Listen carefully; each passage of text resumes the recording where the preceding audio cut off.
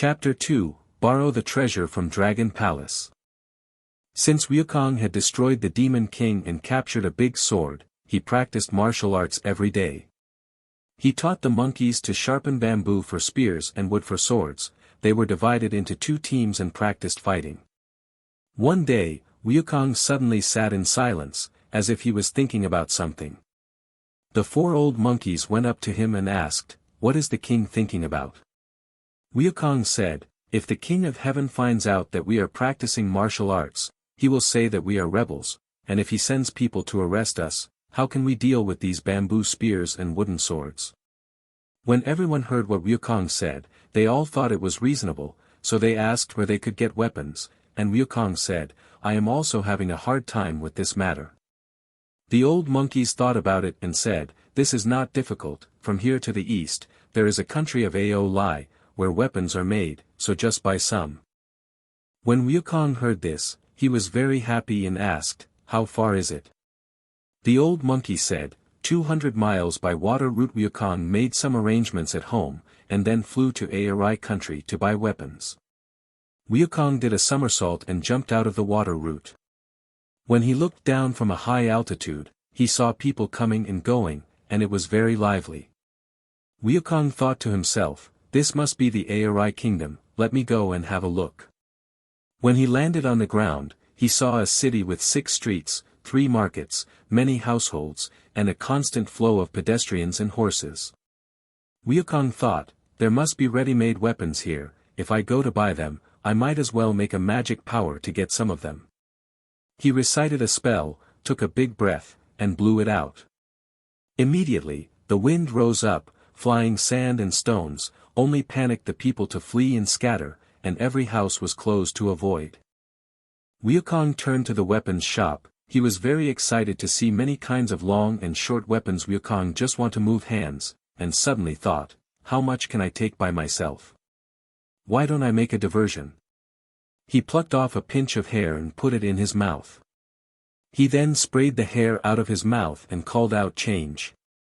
The hair immediately turned into 1,000 little monkeys. These little monkeys saw the weapons randomly moving and grabbing. The strong take 6 or 7 pieces, the small take 3 or 4 pieces. Not long after, the weapons shop was cleaned up. The WuKong took the clouds again and led the monkeys back to Mount Huaguo. When WuKong returned to Mount Huaguo, he collected his hair, piled up all the weapons, and said, "Come and get your weapons." At this time, the monkeys who were practicing were surprised to see that they had real weapons. The monkeys ran forward like a tidal wave, scrambling for the weapons, and all of them fought happily. The next day, the monkeys lined up as usual and practiced their martial arts. WuKong stood on a high place, looking at the more than 45,000 monkey soldiers, holding bright weapons, each one flaunted, full of energy, feel very happy. But Mount Huaguo practice action alarmed the neighboring mountain monsters and all kinds of Demon King. They see the WuKong force is strong.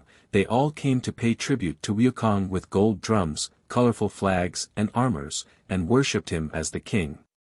One day, when the monkeys were practicing, WuKong threw his sword on the ground and said, "You all have a good weapon, but what about me? This sword, as light as a chicken feather, is not to my liking." Seeing that WuKong was troubled, the old monkeys stepped forward and said, "Your Majesty is an immortal sage, so of course this sword is not to your liking. But I wonder if you can get into the water." WuKong said, "Since I attained Tao, I can change 72 times, I can go up to heaven and down to earth, water can't drown me, fire can't hurt me, so of course I can go into the water." The old monkeys laughed and said, "Since the king has such power, naturally you can do everything as you wishes. As the old saying goes, to get the treasure, go to the Dragon Palace to find. Under this bridge, we can pass to the Dragon Palace in the East China Sea. You can find the old Dragon King to borrow weapons." When WuKong heard this, he said happily, "Okay, I'll go and try." WuKong jumped to the end of the bridge, used his divine power to separate the water route, and drilled into the water. WuKong saw a shining light in front of him and presumed that it must be the Dragon Palace, so he went straight ahead. As he was walking, a rickshaw suddenly stopped him and said, "Where are you from?" In order to inform and greet, please explain the reason for coming. Wukong said, I am Sun Wukong, the great sage of Mount Huaguo, a close neighbor of your Dragon King. Why don't you recognize me? Hearing this, the Yiksha rushed into the palace to inform the king, Your Majesty, there is a person outside claiming to be the great sage Sun Wukong of Mount Huaguo, claiming to be the king's neighbor, and wanting to see the king. Upon hearing this, the Dragon King was busy leading his family and shrimp soldiers and crab generals out to meet him. The Dragon King led the Wukong into his palace and asked, When did the immortal attain the Tao? What are your immortal skills? Wukong said, I have been practicing immortality since I attained Tao. Recently, because of practicing martial arts to guard Mount Huaguo, there is a lack of a weapon that satisfies me, so I came to the Palace of Immortality to borrow a treasure.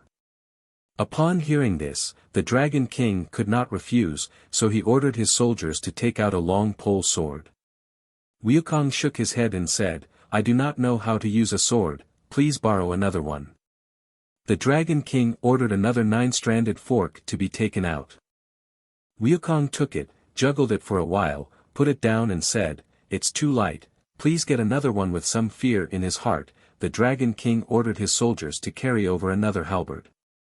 This halberd weighed 7,200 pounds. Wukong went up, weighed it in his hand, and laughed, It's still too light. The Dragon King became more and more afraid and said, Supreme Immortal, this is the only weapon that weighs the most in my palace, there is no other weapon. The Dragon King was in a difficult situation when his daughter and wife came up and said, Your Majesty, the great sage is not an ordinary immortal. That magical piece of iron has recently had a bright and colorful haze, could it be that this immortal deserves it? The Dragon King said, That is the iron pillar used by Great Yu to suppress the rivers and prevent flooding, how can it be a weapon? When Wukong heard about the divine iron pillar, he said to the Dragon King, Divine iron or not, bring it to me. The Dragon King said, That is a piece of divine precious iron, no one can hold it if you likes it, we can go and see it himself. Then they went to the bottom of the sea treasure house to watch the divine iron. When they entered the treasury, they saw the divine iron pillar with a bright and colorful haze, exuding an auspicious aura. The Dragon King said, Immortal, please look, that is the one that emits light. Wukong went up and touched it, and it turned out to be an iron pillar, as thick as a bucket and more than 2 feet long. Wukong shook it vigorously, carefully examined it, and then said, Good, but it is too thick and too long, it would be better if it could be shorter and thinner. Strangely enough, as soon as the Wukong's words left his mouth, the treasure became thinner and shorter by a few feet. Wukong told it to be thinner and shorter, and sure enough, it was thinner again and shorter by a few feet. He took it in his hand and saw that it was wrapped with golden cudgels at both ends, and in the center was a piece of black iron, on which was written, Ruyi Golden Cudgel, weighing 13,500 pounds. Wukong took the golden cudgel and said happily, Why is this treasure buried in the Dragon Palace for many years and only shines today? Oh! It must be my turn to get it, this is really a treasure as good as it looks. When he came to the Crystal Palace, Wukong swung his golden cudgel and scared everyone. Wukong took the treasure in his hand, sat on the Crystal Palace, and smiled at the Dragon King, Thanks for your generosity. The Dragon King said, It's my pleasure. Wukong said, Although there are weapons, but there is still a lack of armor, bother the virtuous neighbor to help borrow a pair. The Dragon King said, I don't have any armor here, let's borrow it from another house. Wukong said, Now that I have come to you, don't bother anyone else. The Dragon King said, Here really isn't any more. Wukong swung his golden cudgel around and said, But you know this iron. How dare the old Dragon King not answer? He busily sent the Turtle General and the Turtle Marshal to ring the golden bell and beat the iron drum, inviting the Dragon Kings of the South Sea, the North Sea, and the West Sea to come and discuss the matter. Not long after, the South Sea Dragon King Ao Qin, North Sea Dragon King Ao Shun, West Sea Dragon King Ao Lun, reached. The old Dragon King welcomed them and quietly told them about Wukong's borrowing of the treasure.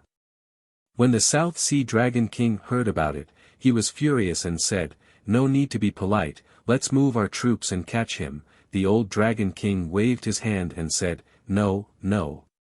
He has a root that weighs more than 10,000 pounds.